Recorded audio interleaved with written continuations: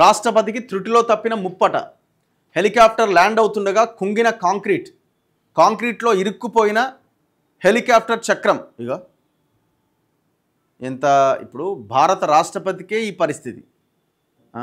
భారతదేశ ప్రథమ పౌరురాలామె శబరిమలకు పోతున్నప్పుడు జరిగినట్టున్నది. 4 రోజుల టూర్ నిమిత్తం మంగళవారం సాయంత్రం ముర్ము తిరువనంతపురం చేరుకున్నారట. బుధవారం ఉదయం ఆమె శబరిమల బయలుదేరారు. ప్రమాదంలోని రాజీవ్ గాంధీ ఇండోర్ స్టేడియంలో రాష్ట్రపతి హెలికాప్టర్ ల్యాండ్ అవుతుంటే హెలిప్యాడ్లోని కాంక్రీట్ ఒక్కసారిగా కుంగిపోయిందట. హెలికాప్టర్ చక్రం ఒకటి లోనికి దిగిపోయింది. అప్రమత్తమైన భద్రతా సిబ్బంది రాష్ట్రపతిని సురక్షితంగా హెలికాప్టర్ నుంచి కిందకు దించారు. ఈ ఘటనలో రాష్ట్రపతికి ఎలాంటి ప్రమాదం జరగలేదని వెల్లడించారు. అనంతరం ఆమె రోడ్డు మార్గంలో పంబకు బయలుదేరారు. హెలికాప్టర్ చక్రాన్ని బయటకు తీసేందుకు పలువురు పోలీసులు, అగ్నిమాపక సిబ్బంది దాన్ని తోస్తున్న చిత్రాలు పలు టీవీ ఛానల్స్లో ప్రసారమయ్యాయి. ఇగో ఇటు చూడు, మన కారు ఆగిపోతే తోసినట్టే ఉంది పరిస్థితి.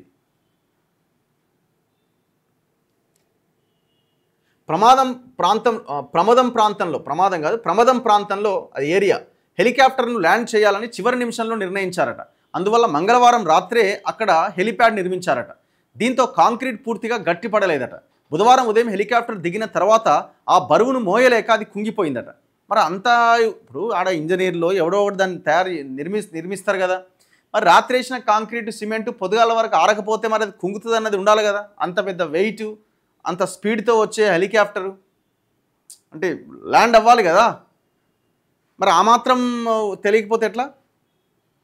ఇది పూర్తిగా భద్రతా వైఫల్యమే అన్నారు. బాధ్యులపైన చర్యలు తీసుకోవాలని డిమాండ్ చేస్తున్నారు.